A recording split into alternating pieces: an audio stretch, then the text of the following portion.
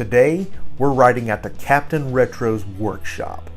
Dude's got a lot of machines in stock, lots of projects. And I haven't said anything to him yet, but I'm feeling like when I leave that garage tonight, one of the machines is coming back with me. This place is just incredible. Games and parts and pieces everywhere. I mean, it's alive, crawling with vintage awesomeness.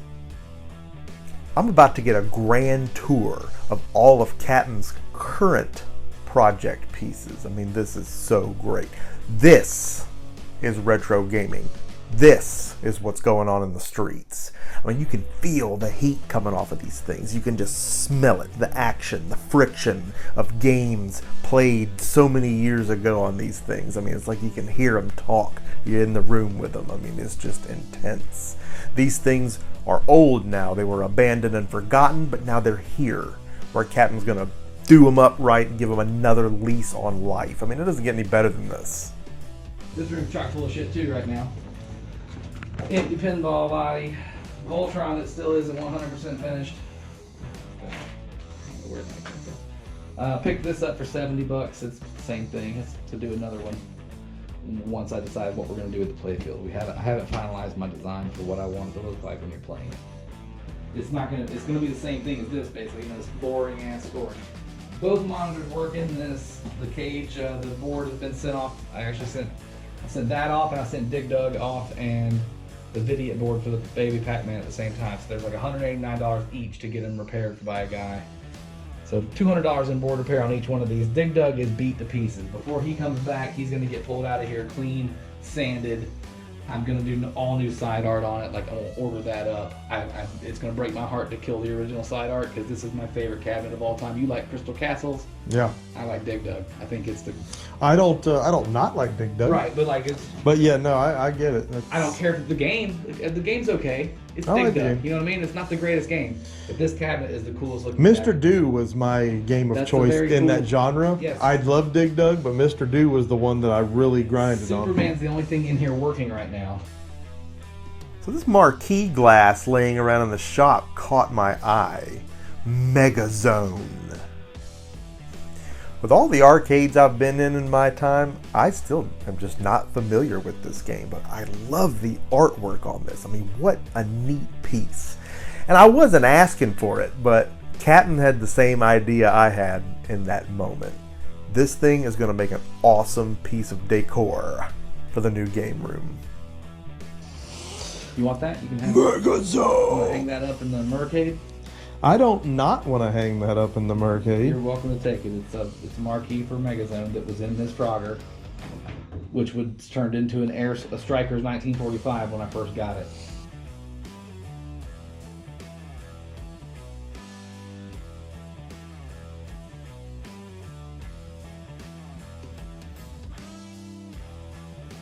So this cabinet... Yeet the dumb butt frogs! Yeet, yeet, yeet, yeet! That's so great. The bottom of this one has been replaced. That one needs it, but this one, whoever did it, built it a little high. So they must have cut off, like, you know, from the bottom corner there, they cut that much of the base off, and they rebuilt a new bottom for it. That's why it's taller. Otherwise, exact same machine. And all this is going to come over. I'm going to leave it, I'm going to clean it up, but I'm going to leave that. I like that fucking vintage look. You know? Oh, I do. I'm going to put the vintage Frogger panel on here and get the, there's a bezel art that goes in there that's the same thing, the gray with the tire tread that goes up behind it. And then the Frogger thing, and then I'll get the full-on Frogger with his briefcase running, you know, side art, and put it on this one. And why did he have a briefcase? What business could a frog possibly be seeing to? He's got to get to work, and he's late. That was only one dadgum room. The tour continues in the garage where all the heavy hitters are. Alright, the Black Knight was found on Facebook. The guy was asking $800, I think. I was about 45 minutes late on the listing, and he had like 3 offers of $800, and I said, dude, I'll give you $1,000 for it. And he goes, oh, okay, hold on. It was completely covered in like dust and filth and dirt and grime and lot of stuff wasn't working. When I finally got it turned on, the battery board, the batteries had been left in the main motherboard, which is a very common thing, and they're sitting like right here, and they just drip and drain down onto the board below it, which is the driver board. This is a Williams System 3, I believe, in my head. There's something going there. All right, let's start us a game. All right, so there's your start button over there.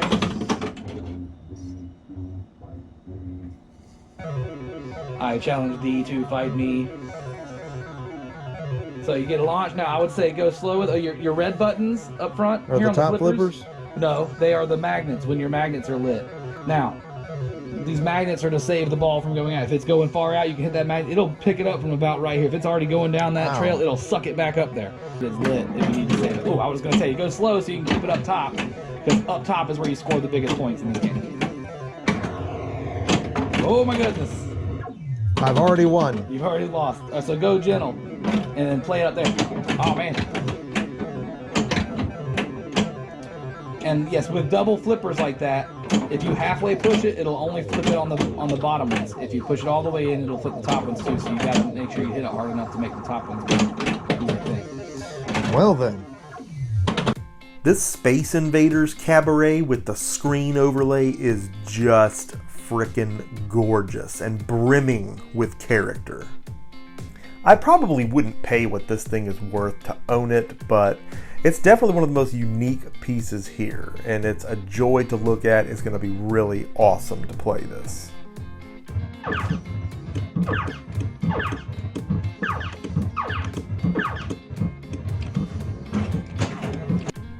This may be the prettiest piece here, not counting the pins. An original Mario Brothers cabinet. Good gravy in the morning. The side art is okay, but it's very faded and rough and crumply and ripped in a couple spots. It's full. Both sides are full, but they're tears in them. So I was going to replace those. So that's what's sitting on top of it right now. Is like two different sets. I don't remember ordering two, but apparently I ordered two at some point. So I've got actually 3 sets of these laying around right now for Mario Brothers cabinets. But you could tell that it's knockoff artwork, and I showed this in my last video. Yes, I saw. This the T is kind wacky, of weird. and some of these letters are just spaced funkily. And if you look, 910 do. Look at the real one. It's nicely done. You know what I mean? It plays like a champ, man. I've gone through and cleaned up the switches and the buttons, and I did put new T molding on it. Most of that was cracked and gross, but otherwise I haven't painted it. I haven't touched it up. I'm gonna put a new lock on the door so you can keep it locked. But it plays like a champion. 2-player, let's do it. Can you kick off all the pests? I can sure as Abraham try. I don't know why they move like they're on ice, but they move like they're on ice. Oh god. Oh yeah, that's the thing.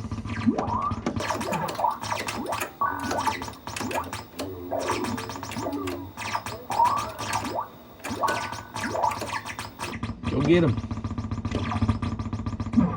I didn't mean to do that. Mario! Help me! You have too many machines in here. I can't film the machines. It's ridiculous. Yeah, so this is a Century Phoenix 1981-ish, 80, 81. Somewhere on it there might be a date. This Century Phoenix cabinet is also a very unique piece, and as a shooter, it appeals to the high scorer in me. But this is a completely original dedicated cabinet made for Phoenix by Century. The game, I believe, is not made by them. Somebody else, they license games. They didn't make their own games. All they did was make the machines and put them out and license the machines. So they may have had their hands in 1 or 2 designs of a couple games, but nothing you would know. The biggest games I think Century sold were like Time Pilot was a Century, port, whatever you want to call it, licensee. This one, Phoenix. This came out, Galaxian came out in 79-ish, and then this hit, and then Galaga hit. And Galaga is like the standard, you know what I mean? Like everybody loves some Galaga. Well, everybody loved Phoenix before Galaga, and Galaxian before Galaga, because Galaxian and Galaga are technically sister games, Yes. First and sequel. Yeah. This game is a knockoff kind of that came out in the middle of those two, and is just as good though. It plays. I'm one to root plays for as the well. underdog. Let's do it. I want to see what this is all about. This one has no joystick, as you can see. It's so only left, buttons. right, force field, and fire. Your force field you can only use every 5 seconds. You know, you can use it, but once you use it, you gotta wait 5 seconds for it to regenerate, so you can't use it again. This one's the same as the other Space Invaders. There's a button on the front to give you a credit.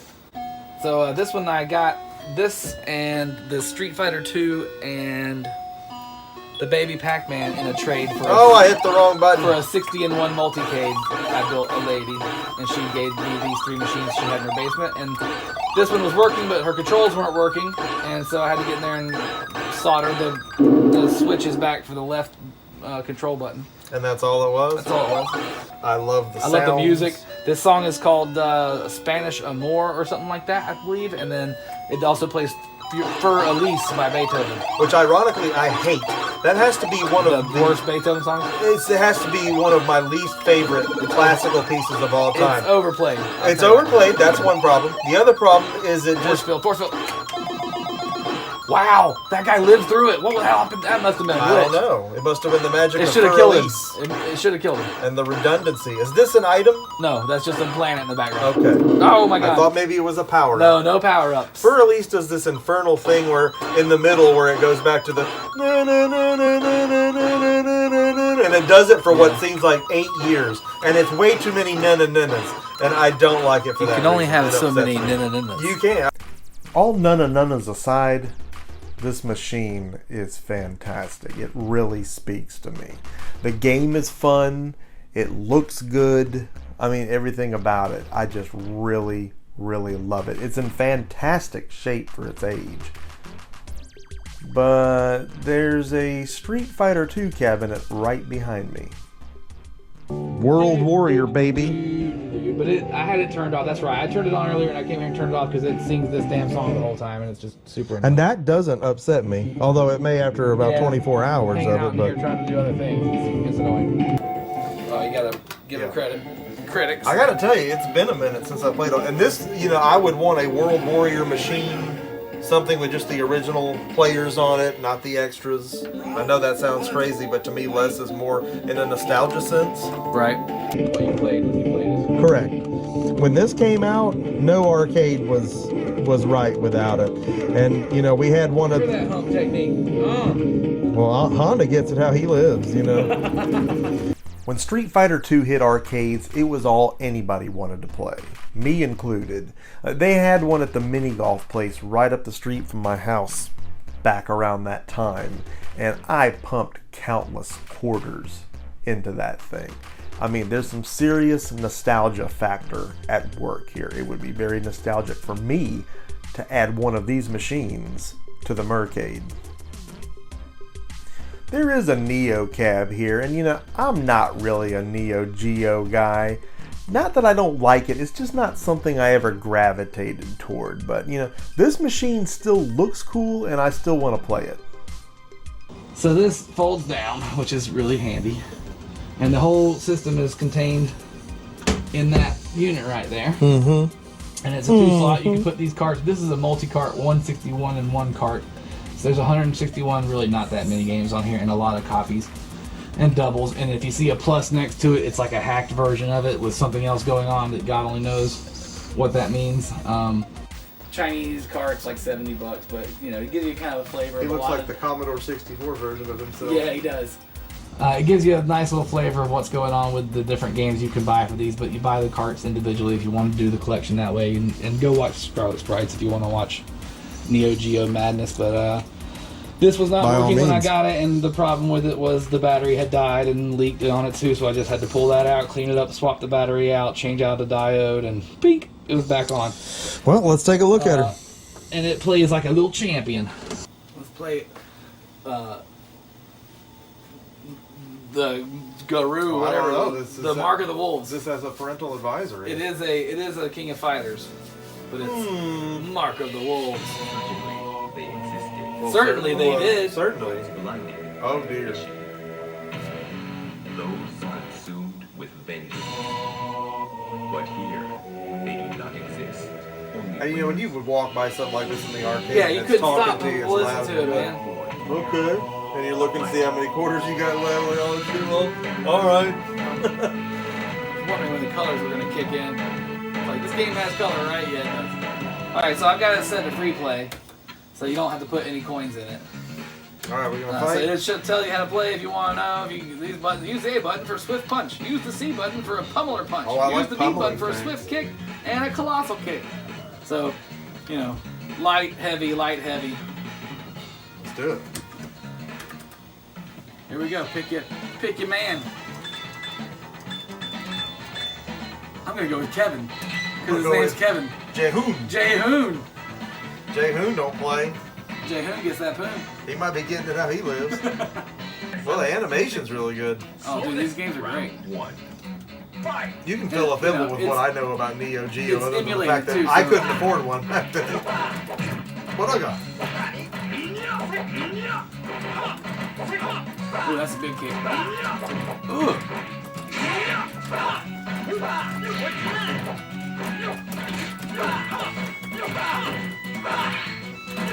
Come on, Jehoon. That's not how we do things. How you live it? Jehoon.